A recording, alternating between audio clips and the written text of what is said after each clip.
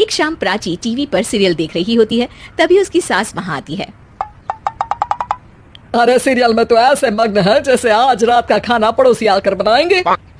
मुझे पता ही नहीं था आपने अपने बेटे की शादी पड़ोस में भी की हुई है। हैं? मतलब? मतलब इस घर में सारा काम बहू ही करती है, आप तो सिर्फ खर्राटे मारती हैं। अच्छा जी, फिलहाल तो तुम आराम फरमा रही हो, चलो जाओ, ये मेरे टीवी देखने का समय है। आहा, इसीलिए मुझे भगाया जा रहा है। सॉरी, अब तो बिल्कुल नहीं जाऊंगी।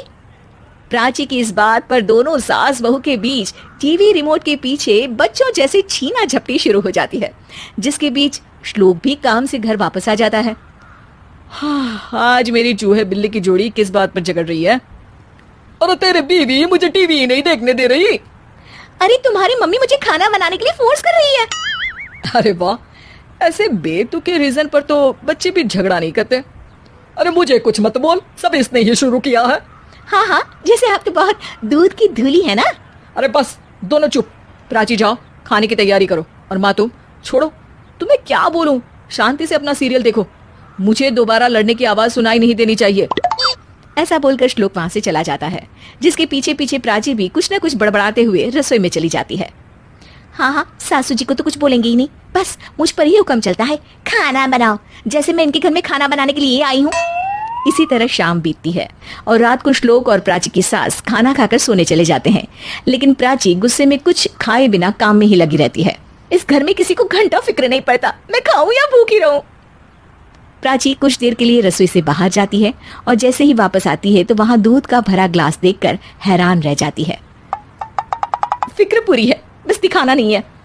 प्राची दूध पीकर सोने चली जाती है और अगली सुबह एक बार फिर सास बहू का कार्टून नेटवर्क स्टार्ट हो जाता है। ये तुमने ही किया है। अरे अजीब जबरदस्ती है, मैं बोल रही हूँ मैंने कुछ नहीं किया। दोनों ने मिलकर पूरे घर को पागल खाना बनाया हुआ है। यहाँ कोई नॉर्मल इंसान तो रह ही नहीं सकता, इसीलिए अब पड़ोसी क्या रिश्तेदार भी घर आने से कतराते हैं। और सुन बेटे, तू भी चंगा, तेरी माँ भी चंगी, तेरी बीवी भी चंगी, रिश्तेदार। हाँ जी, आपको नहीं पता क्या, गंगाधर ही शक्तिमान है, रिश्तेदार ही। हाँ हाँ, बस समझ गया। कभी जानवरों जैसे लड़ेंगी तो कभी जुगलबंदी करेंगी। भाई मैं आप दोनों के बीच में नहीं फंसना चाहता। सास बहू की इस मन मौजी जोड़ी से परेशान होकर श्लोक अपना सिर खुजलाता वहां से चला जाता है। चलो अब मैं भी कीर्तन में जा रही हूँ। इस पर जैसे ही सास कमरे में अपना पर्स लेने जाती है तो वहां नाश्ते की प्लेट रखी देख मुस्कुराने लगती है और नाश्ता करके घर से बाहर निकलते हुए कुछ पैसे टेबल पर रख जाती है, जिसके कुछ देर बाद सिलेंडर वाला घर आता है। ओ मोरी मैया, मैं सिलेंडर के बारे में तो बिल्कुल भूल ही गई थी। घर खर्च के सारे पैसे भी मम्मी के पास है और श्लोक से बोला तो उल्टा 4 बात सुनाएंगे। प्राची ये सोच ही रही होती है कि अचानक उसका चेहरा चमक उठता है और वो घर में आकर इधर उधर देखने लगती है। तभी उसकी नजर टेबल पर रखे पैसों पर पड़ती है, जिन्हें वो सिलेंडर वाले को दे देती है। ये सब श्लोक देख लेता है। अच्छा बेटे, इतना बड़ा घोटाला, सबके सामने मैं तेरी दुश्मन और पीठ पीछे तेरी मेरी यारी। इस पर श्लोक एक प्लान बनाता है और शाम को सब एक साथ बैठे होने पर बोलने लगता है। माँ, तुम दोनों की बहुत लड़ाई होती है, इसलिए मैं सोच रहा हूँ कि प्राची को उसके घर छोड़ाऊं, इससे वो भी खुश रहेगी और तुम भी। अचानक श्लोक की ये बात सुनकर सास बहू शौक से उसकी तरफ देखती है।